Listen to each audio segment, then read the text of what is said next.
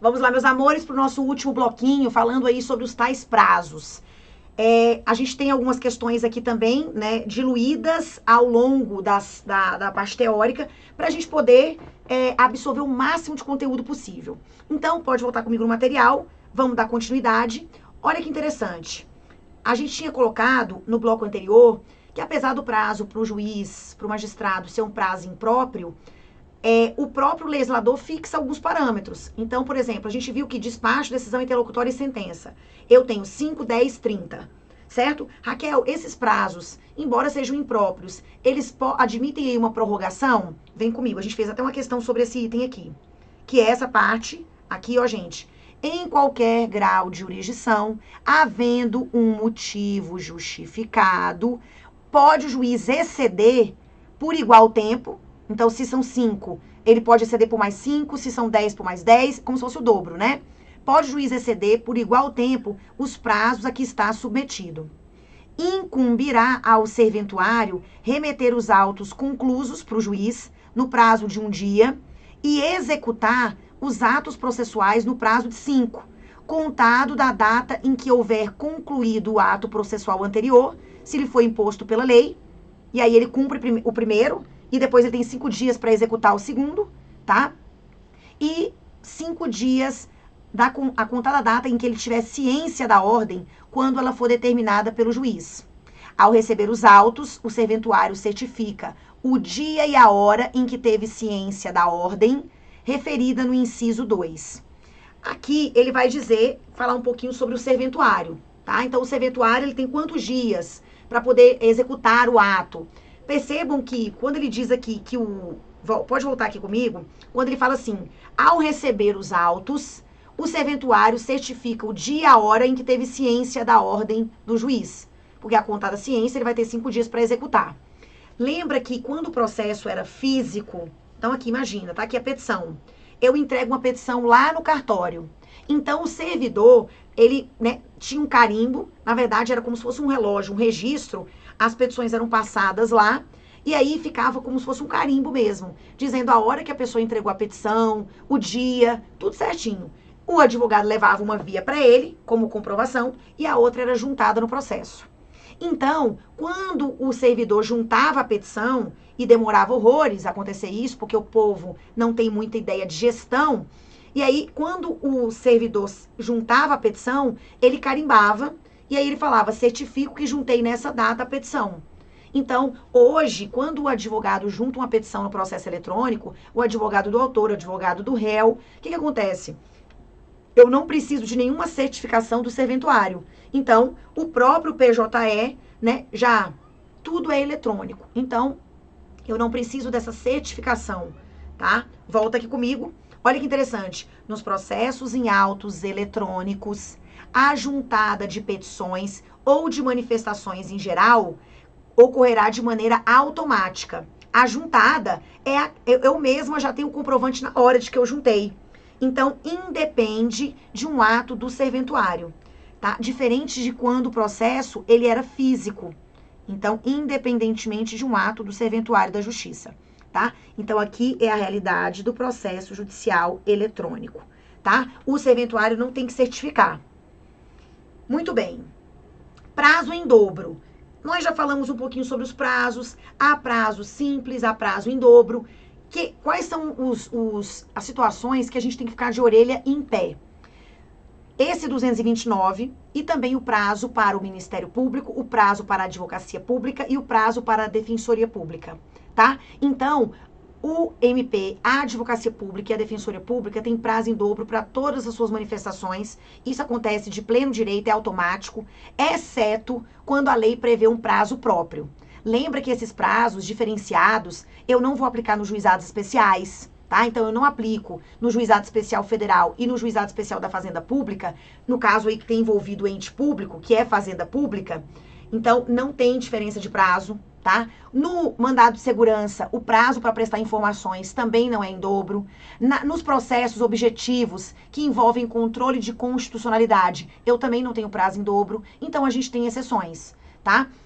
Raquel, quais são os artigos que tratam do prazo em dobro para o advogado público, para o defensor público e para o Ministério Público. Vem aqui comigo rapidinho.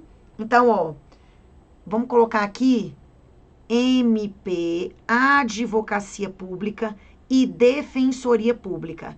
Eles têm direito a prazo em dobro para todas as suas manifestações, exceto quando a própria legislação prevê um prazo próprio. Então, em regra, eu vou ter, a menos que haja previsão legal expressa em sentido diferente.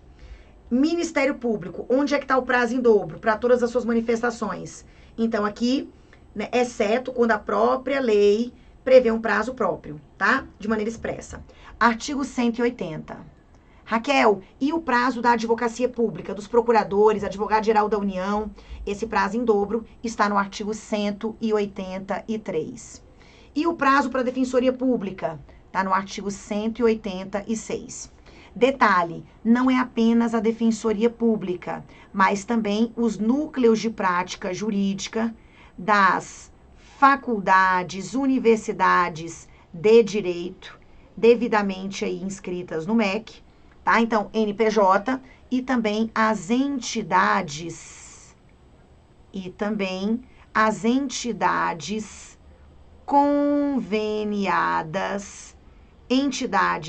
conveniadas, com a Defensoria Pública, a exemplo da FAGE, da OAB, ok? Então, vão prestar um serviço aí.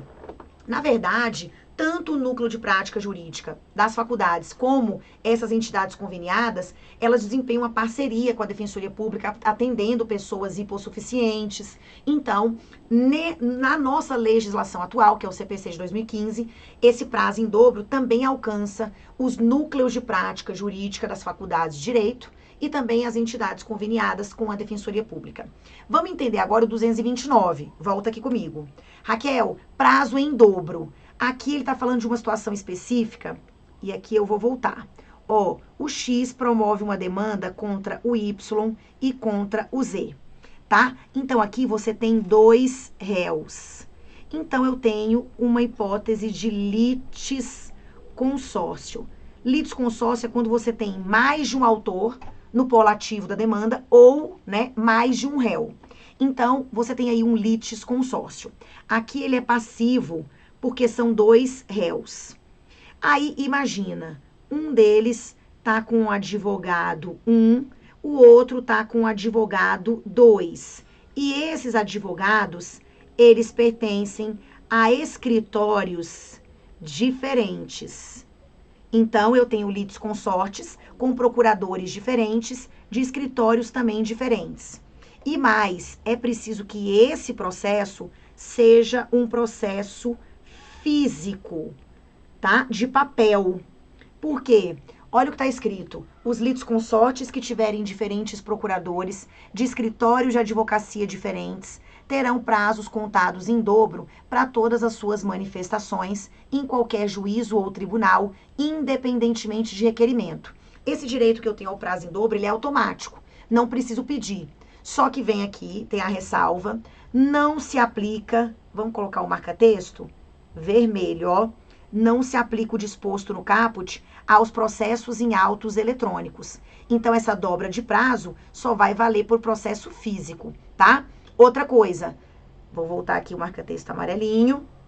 Cessa a contagem do prazo em dobro se, havendo apenas dois réus, é oferecida contestação, defesa por apenas um deles. Então, nesse caso que eu trouxe para vocês, eu tenho dois réus. Imagina, só um deles apresentou defesa.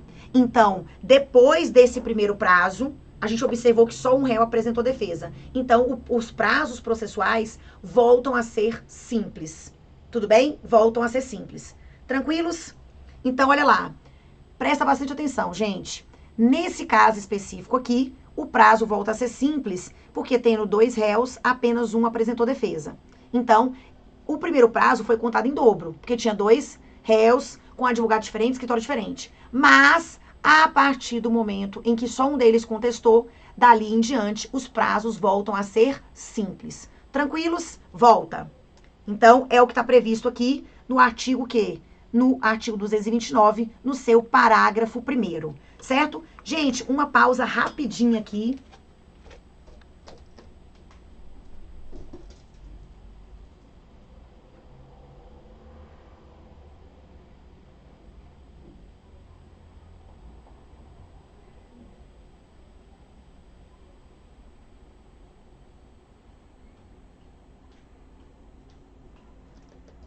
Vamos lá, eu tive que fazer uma pausazinha rápida aqui. Deixa eu voltar com vocês. Gente, trabalhar de home office tem isso, né? Como eu moro sozinha, volta e meia eu saio queimando as comidas, né? Eu deixo as coisas lá cozinhando, e eu comecei a sentir um cheiro aqui, eu falei, Deus, deixa eu voltar ali, né? Perdendo o prazo ali do cozimento. Volta e a gente computa esse horáriozinho aí, essa pausa, no final, tá? Olha aqui, gente. Raquel, vamos fazer uma questão. Acerca do prazo em dobro, é correto afirmar que... Então, eu tô falando de prazo em dobro. Apenas aos casos em que a lei não estabelecer de forma... Aqui, ó.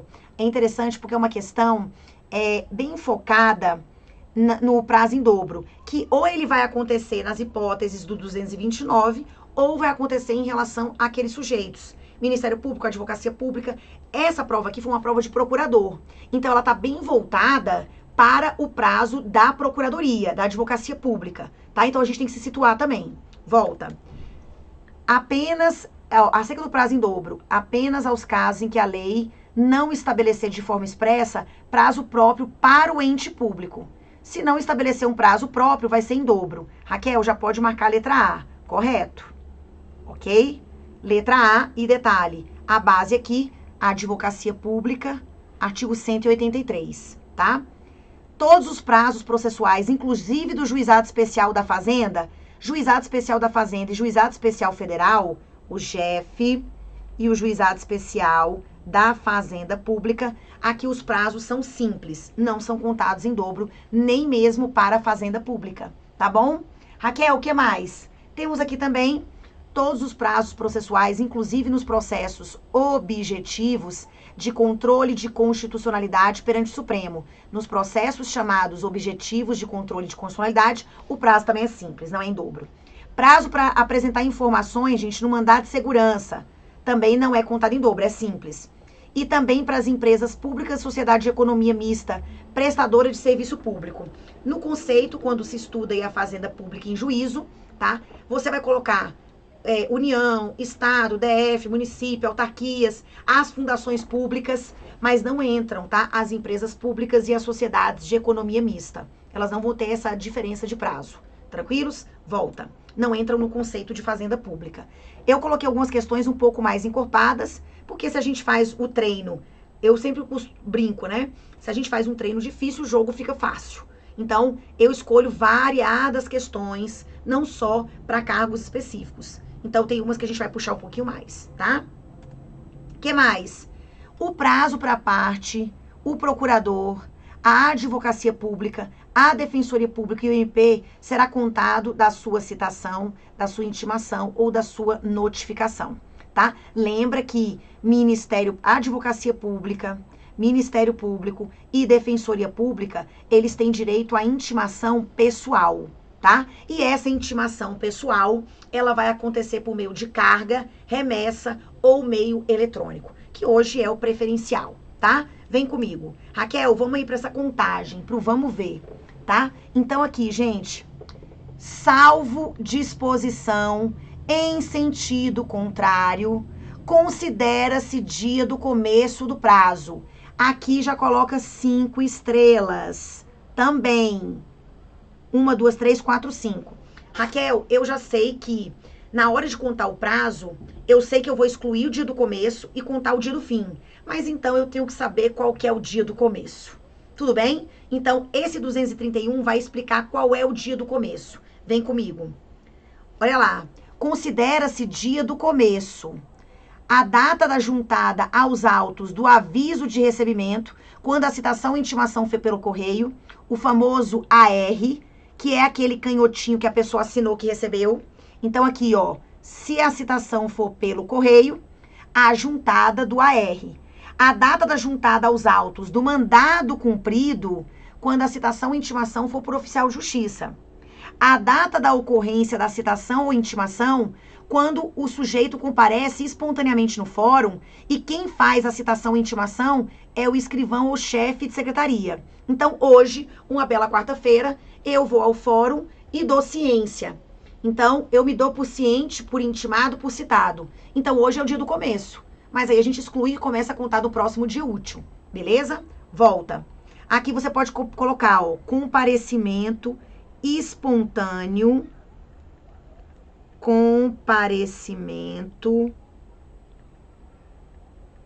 comparecimento espontâneo no fórum. Comparecimento espontâneo no fórum. O dia útil seguinte ao fim da dilação assinada pelo juiz quando a citação ou intimação for por edital. Então, o dia do começo é o dia útil seguinte. Lembra que esse prazo é um prazo misto. Esse prazo da citação por edital, o juiz vai dar ali de 20 a 60 dias para a gente ficar esperando o sujeito se manifestar, de 20 a 60. Então, se o juiz deu 20, então o dia útil seguinte ao fim da dilação. Depois, o dia, esse é importante, ok? O dia útil seguinte à consulta ao teor da citação ou da intimação ou ao término do prazo para que a consulta se dê quando a citação ou intimação for eletrônica. Então, é o dia útil seguinte à consulta ou ao término do prazo. O dia útil seguinte ao término do prazo. Quando for por meio eletrônico.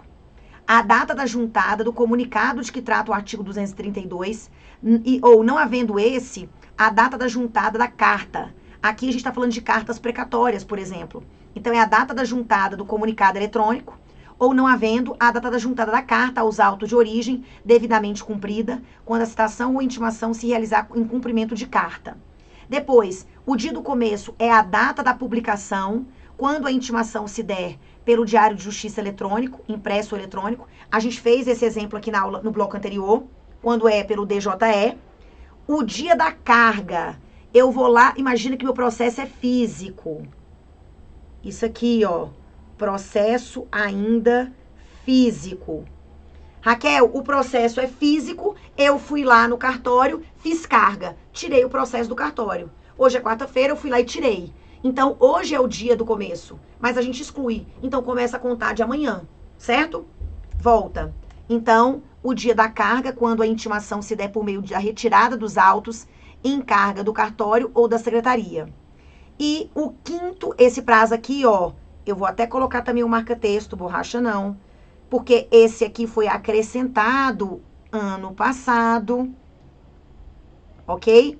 O quinto dia útil, não é o dia útil seguinte, é o quinto dia útil seguinte à confirmação, na forma prevista na mensagem de citação, do recebimento de uma citação realizada por meio eletrônico. Que é, a gente sabe que agora a citação para a pessoa física, para a pessoa jurídica, a citação ela é preferencialmente por meio eletrônico. Então, o sujeito ele é citado no endereço eletrônico dele, no e-mail que ele tiver fornecido em algum momento para a plataforma de dados aí do Poder Judiciário, certo? Então, é o quinto dia útil seguinte, volta, quinto dia útil seguinte à confirmação, né, da mensagem que ele recebeu por e-mail, certo? Pelo correio eletrônico. Então, atenção aí com essas diferenças de dia de começo, tá? Volta. Quando houver mais de um réu, o dia do começo do prazo para contestar corresponde à última das datas. Olha aqui para mim. Imagina que o sujeito, eu tenho aqui, X promoveu a ação contra Y e contra Z, e eles foram citados pelo correio. Exemplo, Y e Z. Raquel, eles foram citados pelo correio. Só que aí você tem data diferente. Um foi citado pelo correio num dia tal, o outro em outra data. E aí é a contada juntada do AR. Só que são dois réus. O prazo só começa a contar quando eu juntar o último AR. Se for por meio eletrônico, ele não é o quinto dia seguinte, o quinto dia útil seguinte ao recebimento. Então, se são dois réus, vai ser o quinto dia útil do último recebimento, tá? Então, sempre lembrar disso. Volta. Quando houver mais de um réu, o dia do começo do prazo para contestar corresponde à última das datas a que se refere os incisos 1 a 6. Havendo mais de um intimado, aqui já é intimação, o prazo para cada um é contado individualmente. Aqui, gente, eu tenho que esperar, porque o prazo é para contestar. É prazo para réu contestar. Então, eu espero a última das datas, em relação ao último réu. Agora, quando é intimação, o prazo é contado individualmente. Quando o ato tiver que ser praticado diretamente pela parte ou por quem de qualquer forma participe do processo, sem a intermediação do representante judicial, do advogado, do defensor, o dia do começo do prazo para cumprimento da determinação do juiz corresponde à data em que se der essa comunicação, tá? Aplica-se o disposto no inciso 2 do caput à citação com hora certa, tá? E depois, nos atos de comunicação por carta precatória ou carta rogatória, ou de ordem, que são as cartas, a realização da citação ou da intimação será imediatamente informada por meio eletrônico pelo juiz deprecado ao juízo deprecante. Então, porque, Raquel, quando você fala de cartas, a gente lembra da carta precatória, que antes era física, agora também é eletrônica. Então, imagina, o processo está em Brasília, mas eu preciso que seja cumprida uma intimação, ou né, uma intimação, por exemplo, no Goiás. Então, por meio de oficial de justiça.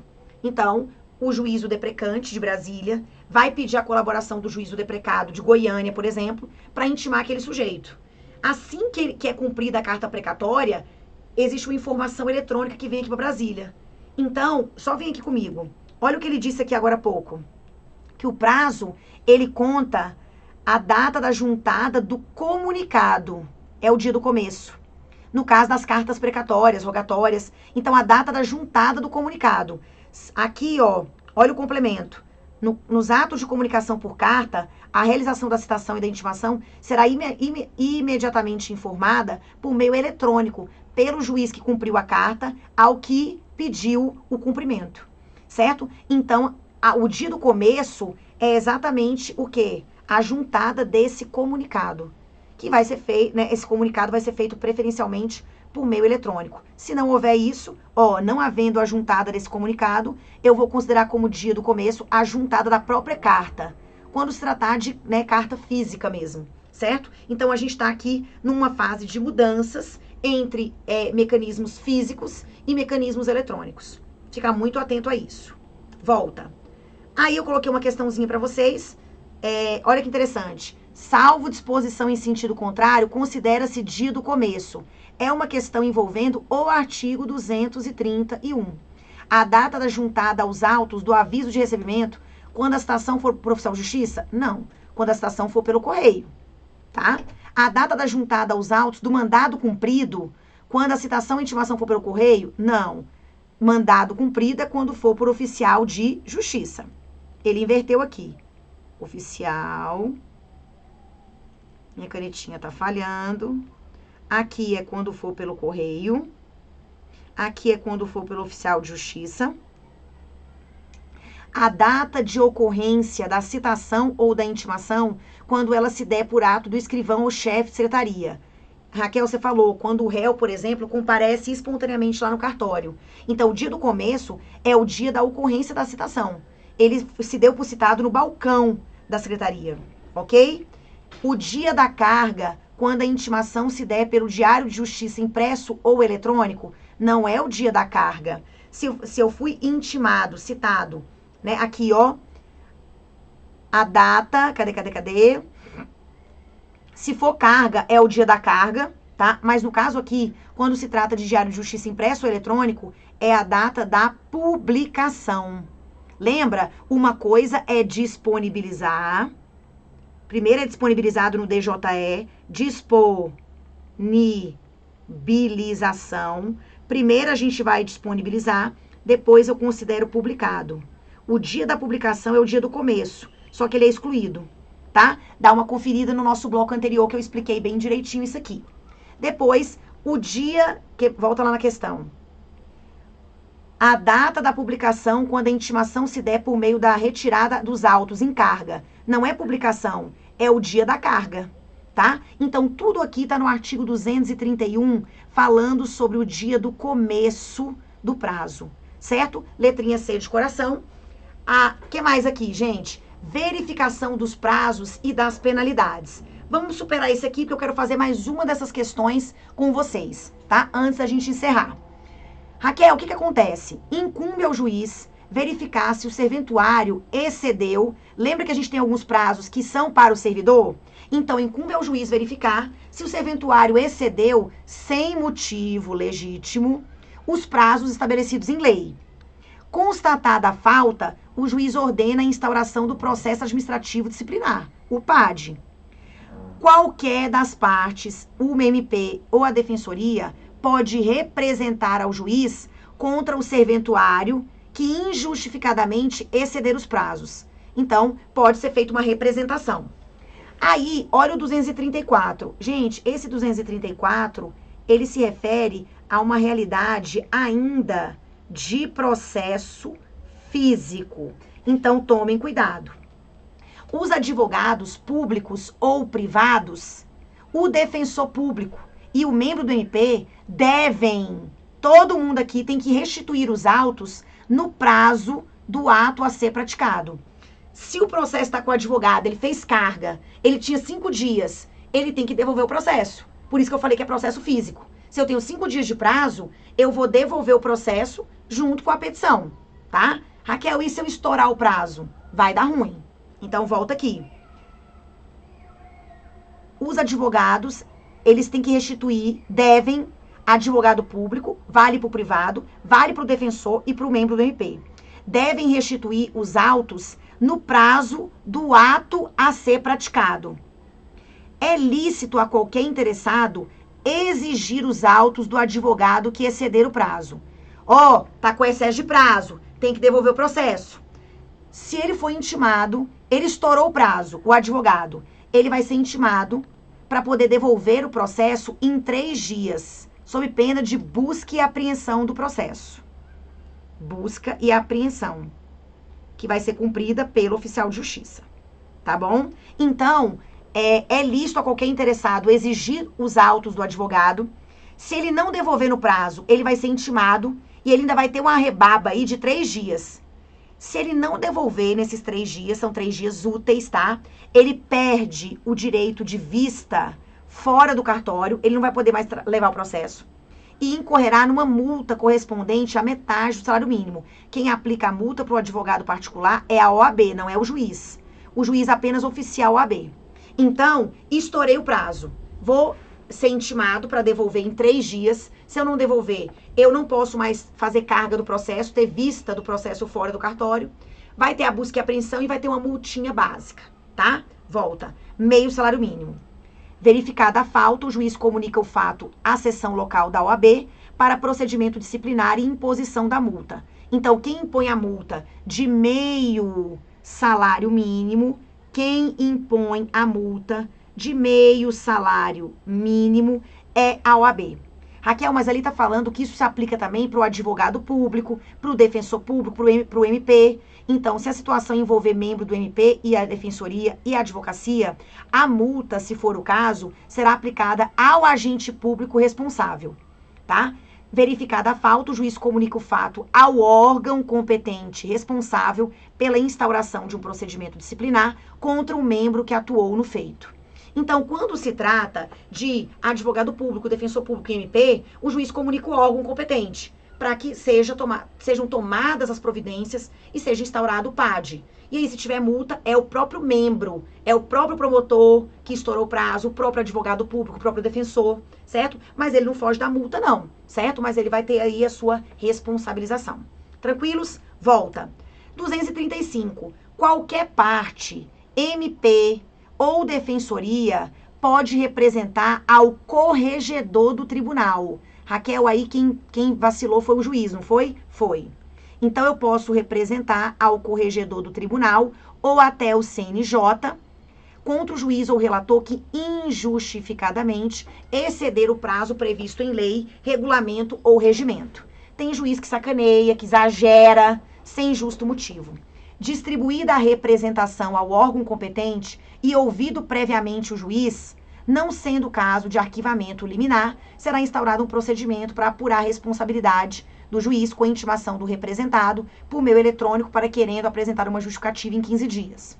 Sem prejuízo das sanções administrativas cabíveis, em até 48 horas após a apresentação ou não da justificativa de que trata o parágrafo primeiro, se for o caso, o corregedor do tribunal ou o relator do CNJ, ele determinará a intimação do representado por meio eletrônico para que em 10 dias ele pratique o ato, já que ele está com o prazo estourado.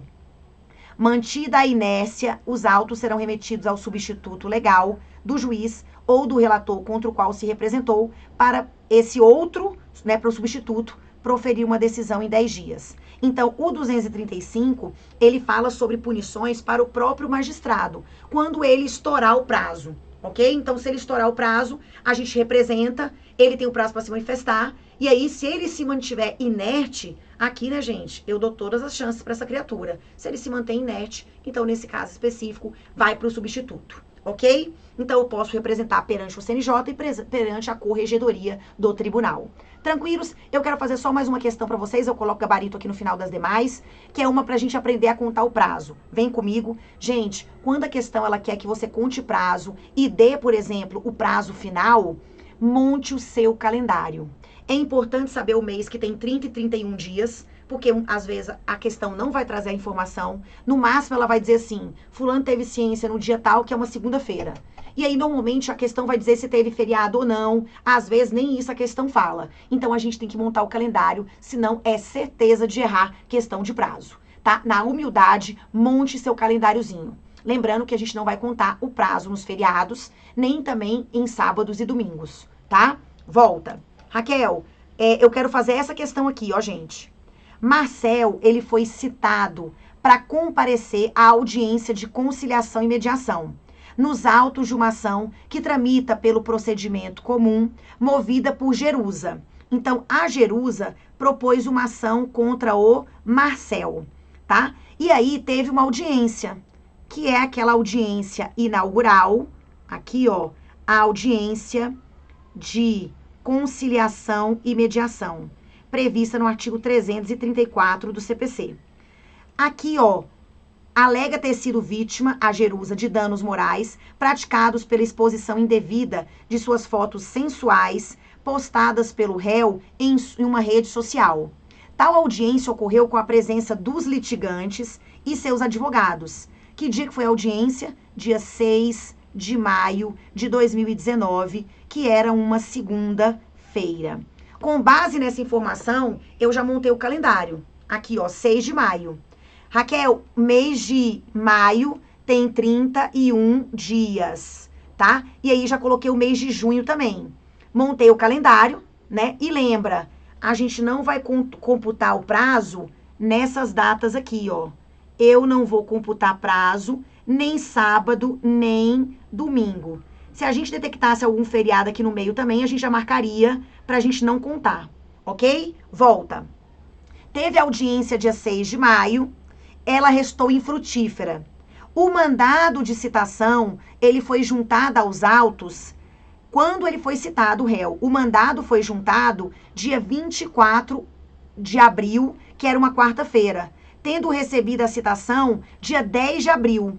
Então, ó, ele recebeu dia 10, foi juntado o mandado de citação cumprido dia 24, teve audiência dia 6, considerando que Marcel é assistido pela Defensoria Pública. Eita, Raquel, ferrou tudo. Defensoria Pública é prazo em dobro. Tudo aqui tem que ter, ó, prazo em dobro. Prazo em dobro, tá? Então, Raquel, já tô atento, o prazo vai ter que ser contado em dobro. Considerando que Marcel é assistido pela Defensoria Pública na defesa de seus direitos nesse processo, é certo afirmar que o prazo fatal, que o último dia do prazo para que apresente a defesa no interregno legal, desconsiderando haver qualquer feriado estadual ou municipal, atendendo apenas aos nacionais. Então, aqui eu não tenho feriado, tá? Só que assim, gente, o prazo é em dobro. Para ele apresentar a defesa. Raquel, mas qual que é o prazo de contestar normalmente? O prazo para contestar normalmente é de 15 dias, tá? Então, só que vai ser em dobro aqui. Por quê? Prazo em dobro porque é a defensoria. Dobro porque é a DP. Então, o prazo vai ser de 30 dias. Fizemos a primeira constatação. Prazo de 30 dias.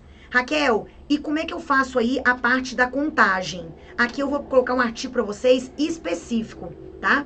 Aqui, ó, o prazo normal, você vai colocar aqui artigo 335, que é o prazo para contestar. Quando ele diz aqui apresentar a defesa, a regra é a contestação, ok? E aí, você vai considerar o artigo, volta aqui, tá vendo, né? Oh, meu Deus. Contestação. Olha o que diz o código. Eu tô com ele aqui. O réu pode oferecer contestação por petição no prazo de 15 dias, cujo termo inicial será a data da audiência de conciliação e mediação ou da última sessão de conciliação, quando qualquer parte não comparecer ou comparecendo não houver autocomposição. Aqui a gente teve audiência e não teve acordo. Então, o dia do começo, ele diz, é o dia da audiência. Só que lembra, o dia da audiência eu tenho que excluir. O dia do começo exclui contra o dia do fim. Volta. Raquel, muita informação. O dia do começo é o dia 6. Dia 6 teve audiência, só que foi sem acordo. Sem autocomposição. Ok? Volta na minha tabelinha. Raquel, o dia do começo é o dia 6, ele não conta. Tá? Então, o dia do começo é excluído. Vamos começar a nossa contagem? Olha aqui, ó.